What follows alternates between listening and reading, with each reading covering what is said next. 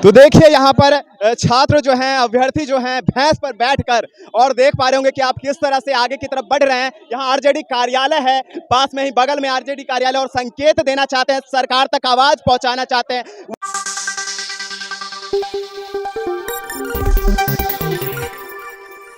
नमस्कार, दिव्य नेशन देख रहे हैं आप। तो अभी मैं मौजूद हूं आरजेडी कार्यालय के पास, और मौजूदगी इस बात की है क्योंकि आज स्टेट अभ्यर्थियों का यहां पर कुछ मांग लेकर आए हैं, और लगातार आप देख रहे थे कि स्टेट अभ्यर्थी सड़क पर उतर रहे थे, आंदोलन कर रहे थे, क्योंकि कोई विज्ञप्ति नहीं निकाली जा रही थी सरकार की तरफ से। और आज पुनः ये सभी अभ्यर्थी उतरे हैं सड़क पर, और साथ में आज एक रोचक बात है कि एक भैंस लेकर साथ में उतरे हैं। और भैंस इसलिए लेकर उतरे हैं क्योंकि सरकार तक यह आवाज पहुंचाना चाहते हैं, यह संकेत देना चाहते हैं कि भैंस के आगे बीन बजाना।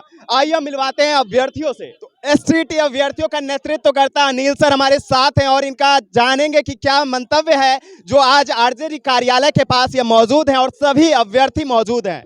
देखिए, हमारा स्पष्ट संदेश देना था महोदय कि हम लोग आज भैंस लेकर के राजद कार्यालय पहुंचे थे, ये कहने के लिए कि बिहार की सरकार, ये राजद की सरकार पूरे बिहार को भैंस का चरवाहा बनाना चाहती है। हम ये संदेश देना चाहते हैं। दूसरा संदेश हम ये देना चाहते हैं कि हम लोग 4 साल से रोजगार मांग रहे हैं, लेकिन ये सरकार कुंभकर्णी निद्रा में सोई हुई है, ये भैंस की निद्रा में सोई हुई है। शिक्षा मंत्री शिक्षा की बात ना करके मोहब्बत की बात करते हैं, गीता और रामायण की बात करते हैं, रामचरितमानस की बात, धर्म की बात करते हैं, शिक्षा को छोड़ के। क्यों धर्म की बात करते हैं?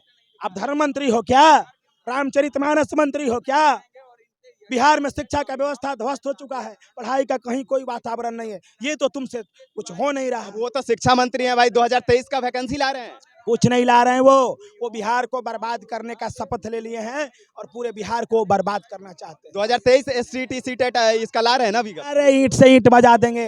19 के साथ इंसाफी हुआ, ना इंसाफी तो गर्दा उड़ेगा, गर्दा। इनको की बोर्ड पर होना चाहिए, वो आज रोड पर है। बिल्कुल बिल्कुल। देखिए, यही वह शख्स है जो भैंस के आगे बीन बजाना, आज बीन बजाने का काम कर रहे हैं, और कहीं ना कहीं सरकार जिनके कान तक जू नहीं रेंग रही है उनको आवाज देने का काम कर रहे हैं, और अपनी आवाज के जरिए अपनी मांग को रखने का प्रयास कर रहे हैं। क्या लगता है सरकार जो है आपकी आवाज सुनेगी, पहुंचेगी आवाज? अब इससे क्या शर्मिंदा की बात होनी चाहिए कि बिहार सरकार शिक्षा मंत्री को हम लोग भैंस मान चुके हैं। अभी तो शर्म से डूब बनना चाहिए उनको तो हमने पद से इस्तीफा दे देना चाहिए। जिस तरीके से उनका जो है कि हम लोग तुलना कर रहे हैं, अभी से भी उनको ज्ञान होगा ना तो शिक्षक अभ्यर्थियों की नियुक्ति सुनिश्चित। शिक्षा मंत्री ज्ञान नहीं है उनको? अरे ज्ञान रहता तो आज हम लोग की बातें नहीं सुनते। लगातार शिक्षक अभ्यर्थी जो तो रामचरितमानस की बात करते हैं। अरे भैया, रामचरितमानस की बात करते हैं, वो मुद्दा को भटकाते हैं। बिहार को शिक्षित राज्य नहीं बनाना चाहते, वो धर्म के आधार पर, जाति के आधार पर बांटने का प्रयास करते हैं। ये जान लीजिए, ये वो बस रामचरितमानस का मुद्दा उठा करके ध्यान को भटकाते हैं कि लोगों का शिक्षा से हट जाए और जाति धर्म पे चला जाए। बस सफलता मिलेगी? अरे क्यों नहीं मिलना चाहिए? मिलना ही चाहिए। उनको ये प्रतीकात्मक तौर पे बता दिए हैं कि अगर आप बहाली नहीं कीजिएगा तो अब आप लोग को अब तो शर्माना चाहिए। अब तो आपकी जो है कि तुलना हम लोग कर दिए भैंस से, अभी तो भी आपको शर्मानी चाहिए। भैंस से क्या संकेत देना चाहते हैं? भैंस ये संकेत चाहते हैं कि जिस तरह कहावत है ना, चरितार्थ है कि भैंस के आगे बीन बजाए भैंस पहुराए, उसी तरह हम लोग शिक्षा मंत्री का लगातार बीन बजा रहे 4 सालों से, लेकिन शिक्षा मंत्री सुनने को तैयार नहीं है। तो आज हम लोग शिक्षा मंत्री को प्रतीकात्मक तौर पर भैंस बना दिए हैं और हम लोग उसके सामने बोल रहे हैं। चलिए, तो यहाँ पे अभ्यर्थियों का कहना था कि भैंस के आगे बीन बजाएं, अब भैंस रहे पगुराए, यानी कि शिक्षा मंत्री और बिहार की जो सत्ता दल है उनके सामने यह वही संकेत देना चाहते हैं, वही संदेश देना चाहते हैं कि बिहार की जो सत्ता दल है वो कहीं ना कहीं अभ्यर्थियों को क्या समझ के रखी है, जो अपने बातों को संज्ञान में नहीं ले रही है, शिक्षक अभ्यर्थियों को बहाली नहीं कर रही है, और अगले बहाली की विज्ञप्ति जारी करने का संदेश दे रही है। तो देखिए, यहाँ पर छात्र जो हैं, अभ्यर्थी जो हैं, भैंस पर बैठकर और देख पा रहे होंगे कि आप किस तरह से आगे की तरफ बढ़ रहे हैं। यहाँ आरजेडी कार्यालय है, पास में ही बगल में आरजेडी कार्यालय, और संकेत देना चाहते हैं, सरकार तक आवाज पहुंचाना चाहते हैं। वह सरकार तक जिनके कान तक जू नहीं रेंग रही, उन सरकार तक आवाज देना चाहते हैं, संकेत देना चाहते हैं कि आप मेरी बातों को संज्ञान में ले। और शिक्षा मंत्री जो बयानबाजी करते हैं अन्य मुद्दों पर, वो शिक्षक अभ्यर्थियों पर क्यों नहीं बयान करते हैं, क्यों नहीं उनकी बहाली को सही रूप से मूर्त रूप प्रदान करवाते हैं। आप देख पा रहे हो कि किस तरह से अभ्यर्थियों का जो गुस्सा है, आक्रोश है, और किस तरह से है। क्या लगता है कि आपको आज आपको क्या लगता है कि आरजेडी कार्यालय के पास आपकी आवाज पहुंचेगी? हाँ पहुंचेगी। अगर सरकार मेरी बात नहीं मानती है और इस साल स्टेट गवर्नमेंट का नोटिफिकेशन का नहीं देती है तो हम लोग ईट से ईट बजा देंगे, विधानसभा घेराव करेंगे। और तो पिटाई खाए, डंडे खाए, उसके बाद भी नहीं मिली। अब जेल में डाला गया, लेकिन रुकेंगे नहीं। काला झंडा और लाल झंडा लेकर के विधानसभा को इस बार रोकेंगे हम। इस बार विधानसभा को हम लोग चलने नहीं देंगे। इस बार पूरे हम लोग रोक लगाएंगे कि नहीं, हम लोग संपूर्ण बहाली। हम लोग की बिना बहाली किए हुए पीएम बनेंगे। भाई बताइए पीएम बनेंगे हम लोग क्वालिफाइड करके 2019 से लेकर के अभी तक हम रोजगार बेरोजगार बैठे हुए हैं। तो ये सब क्या हो रहा है बताइए बिहार के साथ? बढ़ गई, प्यून बढ़ लायक नहीं है। 4 साल से ये 35 साल से सरकार राजद और जदयू शिक्षा को चौपट कर चुकी है। एक भी शिक्षक अच्छा नहीं है, न शौचालय का व्यवस्था है, शिक्षा व्यवस्था ध्वस्त हो चुकी है। कोई काफी ज्यादा है, लेकिन अब तक आपको न्याय नहीं मिली। वही ना, बिहार सरकार में स्टेट से सब क्वालिफाइड होकर बैठे हुए हैं और अभी तक नौकरी नहीं हुआ है। आराम से भैया, आराम से बोलिए थोड़ा। अरे हम लोग क्या मानसिक रूप से प्रताड़ित हो चुके हैं, सामाजिक रूप से प्रताड़ित हो गया है। हम लोग कुछ नहीं बचा है। 4 साल 5 साल होने जा रहा है, 5 साल में सरकार बन जाती है, 4 साल में अभी तक हम लोग नौकरी नहीं मिला। चुनाव में विलम्ब होता है, चुनाव विलम्ब नहीं होता है। बताइए 5 साल में जो है तेजस्वी सरकार बना लेती है, उसमें कोई विलम्ब नहीं होता है। लेकिन हम लोग 4 साल से बैठे हुए हैं और अभी तक नौकरी अभी हमको नहीं मिला हुआ है। लेकिन सरकार क्या को मांग है? मांग क्या है? मांग है स्टेट 2019 का बहाली जल्दी से जल्दी करो। हम लोग 4 साल से बैठे हुए हैं। अब कितना जल्दी? अब कितना जल्दी? कलम की स्याही अब कितना उम्मीद है सरकार से? अब कितना जल्दी बहाली आएगी? हम लोगों का उम्मीद अब टूटते जा रहा है। सरकार इतना धैर्य का परीक्षा ले रही है कि कुछ समझ में नहीं आ रहा है। अगर ये सफल अभ्यर्थी स्कूलों में होते तो स्कूलों की दशा और दिशा बदल रही होती। अच्छा एजुकेशन बिहार में लड़कों को मिल रहा होता, लेकिन ये सरकार इतनी उदासीन है शिक्षा के प्रति कि ये कुछ नहीं करना चाहती है। सिर्फ अरे शिक्षा मंत्री तो एकदम बयान कर रहे हैं, रामचरितमानस पे आप कर रहे हैं कि कुछ नहीं कर रहे हैं। रामचरितमानस पे बयान करने के बजाय वो शिक्षक अभ्यर्थियों के प्रति लिए कुछ बोल देते तो शायद उनकी दशा और दिशा और स्थिति बदल जाती। लेकिन जिन बातों से कुछ मतलब ही नहीं है, आज के युवाओं को रोजगार चाहिए ताकि वो आगे की जिंदगी बेहतर बना सके। आज के युवाओं को रोजगार चाहिए तो वो धर्म में नहीं रहेंगे निपट के। धर्म अपना व्यक्तिगत विषय होता है, धर्म कोई सामूहिक विषय नहीं होता है। हर लोगों का अपना जरूरत है। अगर शिक्षक अभ्यर्थियों को रोजगार नहीं मिलेगा तो वो का सिर्फ नोटिफिकेशन चाहिए और कुछ नहीं, सिर्फ स्टेट 19 का नोटिफिकेशन चाहिए। क्या लगता है आप छाती पीट रहे थे भैंस के आगे बैठ के, तो क्या लगता है उसे वो छाती पीटना देख पाएंगे? आरजेडी कार्यालय के पास आप ये छाती पीट रहे हैं। बिल्कुल सब चीज देखते हैं, सब चीज नोटिस करते हैं तेजस्वी बाबू।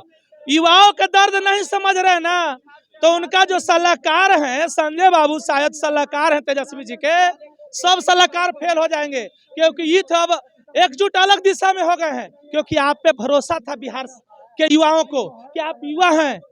अब कहाँ फेंकाल थे पता है? 2005 से आपको कोई नामो निशान था, और 2025 में वही हाल होने वाला है। जब यूथ के बात नहीं माने वही हाल होगा। हाँ वही हाल होने वाला है। फिर नाम निशान बिहार से चैलेंज दे रहे हैं। हाँ चैलेंज दे रहे हैं महाराज। यदि बहाली नहीं होगा तो मौका है तेजस्वी बाबू को कि जल्द बहाली करे और सीएम की कुर्सी पाए, न तो सपने में रह जाइएगा। एक बताओ, मैं बता देता हूँ, बिहार के इतिहास में डिप्टी सीएम कभी सीएम नहीं हुआ है। हमको तो लगता है कहानी सत्य हो जाएगा, ये वही रह जाएंगे, क्योंकि युवाओं के साथ धोखा बर्दाश्त से बाहर। बहुत बड़ी बात कह दी है आपने, बिल्कुल बड़ी बात, पूरा इतिहास को पलट के रख दिया। पूरा रियल बात है। आज तक डिप्टी सीएम कोई सीएम भी है तो एग्जाम्पल बताइए हमको। मतलब इनको भी आप चैलेंज कर रहे हैं कि नहीं होंगे? हाँ बिल्कुल नहीं होंगे, क्योंकि युवाओं के साथ धोखा किए हैं।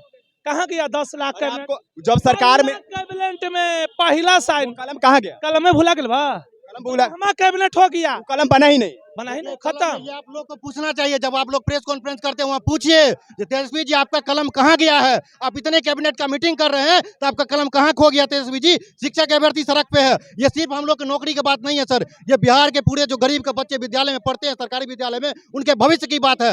ये एशिया रिपोर्ट कहता है कि विद्यालय में नामांकन बढ़ा है बच्चों का, लेकिन वहाँ पे स्टूडेंट टीचर का रेशियो फॉलो नहीं किया जाता है, गुणवत्तापूर्ण शिक्षा नहीं दिया जाता है। वो लोग प्राइवेट ट्यूशन लेने के लिए मजबूर है। ये प्रथम एनजीओ जो सर्वे किया है, ये 2 दिन पहले जो रिपोर्ट आई, एशिया रिपोर्ट 2022 का आया है, उसमें स्पष्ट मेंशन है बच्चे प्राइवेट स्कूल में जाते, प्राइवेट ट्यूशन लेते हैं, लेकिन मजबूर है। और समझ मैं सरकार में नहीं थे उस समय कहते थे कि हम पहली कलम से 10 लाख रोजगार देने की बात कहेंगे, और आज तक लगता है वो कलम बनी ही नहीं। नहीं, कलम नहीं बनी है। ये बिहार के बच्चों को ये कसम खाए हुए हम ना पढ़े ना बिहार के बच्चों को पढ़ने देंगे, ये एकदम कसम खाए हुए हैं। अगर ऐसा नहीं होता तो अभी हम लोग सड़क पे नहीं होकर के स्कूल में विद्यालय में होते। तेजस्वी जी अगर बिहार के बारे में सोचते, अगर मुख्यमंत्री जी बिहार के गरीब बच्चों के बारे में सोचते, उनको सबसे पहले शिक्षा प्रदान करते। अब देखिए देखिए अरविंद केजरीवाल जी दिल्ली में शिक्षा और स्वास्थ्य को लेकर के आगे बढ़े, वो एक राष्ट्रीय पार्टी बना। और ये बिहार का देखिए पॉलिटिकल पार्टी बिहार में सीमित रह गया है। क्यों? क्योंकि ये शिक्षा और स्वास्थ्य को आगे नहीं बढ़ाया और बिहार को के भविष्य और बिहार के युवाओं को गुमराह किया और किसान मजदूर को सिर्फ ठगा है।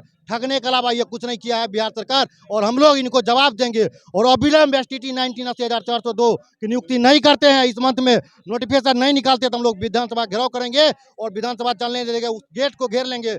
कोई भी मंत्री विधायक अंदर नहीं जा पाएगा, सत्र नहीं चल पाएगा। तेजस्वी जी इससे पहले बहुत बड़ी बड़ी बातें करते थे, अब बातें मत बनाइए, अब काम करने का समय है। विपक्ष में थे तो बोलने का आपको राइट था, लेकिन अब पद पे आए हैं तो अब काम करिए। शिक्षा मंत्री RJD कोटा का है, आप इस बात को भी ध्यान में रखिएगा। भविष्य में आपका MY कोई समीकरण नहीं चलेगा। ये युवा है 21वीं सदी का, M भी जाएगा, Y भी जाएगा। यह युवाओं को शिक्षा चाहिए, रोजगार। कैसे सिलेक्शन करेंगे अगला चुनाव में? अगला जो हम लोगों को रोजगार देगा हम लोगों को उसको सेलेक्ट करेंगे। और ये जो तेजस्वी जी चाहेंगे हम इलेक्शन के टाइम में नोटिफिकेशन। जातिगत चुनाव होता है बिहार में? कोई जातिगत होता था, अब नहीं होगा। होता था, ये पास्ट का बात करिए, अब तक होता था। ये डिजिटल युग है और ये डिजिटल युग है। और ये जो युवा है और अपने सभी गार्जियन और अभिभावक मित्र को समझा चुका है कि ये सरकार ठगती है जाति के नाम पे। हम लोग को जाति से कुछ मिलेगा? जो आपका मदद करेगा वो आपके लिए सबसे बड़ा चीज है। कर्म प्रधान है यहाँ पे, कोई जाति कोई धर्म नहीं। जो बिहार को आगे ले जाएगा, बिहार के शिक्षा में अव्वल बनाएगा, बिहार के युवाओं को रोजगार देगा, जो किसानों की बात करेगा, गरीब के बच्चों को उचित शिक्षा देगा, गुणवत्तापूर्ण शिक्षा देगा, उसी की सरकार बनेगी बिहार में। बिहार के युवाओं ने, अभ्यर्थियों ने कई चुनौतियां सामने रख दी है सरकार के, और सरकार को इस पे संज्ञान लेने की आवश्यकता है। कितना जल्दी संज्ञान लेती है, क्या रूप देती है इस शिक्षक अभ्यर्थियों का, BSSC अभ्यर्थियों का, क्योंकि लगातार आप देख रहे होंगे कि सड़क पर उतर रहे हैं छात्र और इनके साथ कहीं ना कहीं नाइंसाफी हो रही। तो आप लगातार देख रहे थे कि किस तरह से युवा का मांग है सरकार से, और सरकार कब तक सुनती है, कब तक इस चीज को संज्ञान में लेती है, यह देखने योग्य बात होगी। तो लगातार आप इसी तरह दिव्य नेशन को देखते रहे। अगर आपको आगे की जानकारी चाहिए, जो भी नोटिफिकेशन चाहिए, आपको शीघ्र ही हम साझा करेंगे। तब तक के लिए जय हिंद।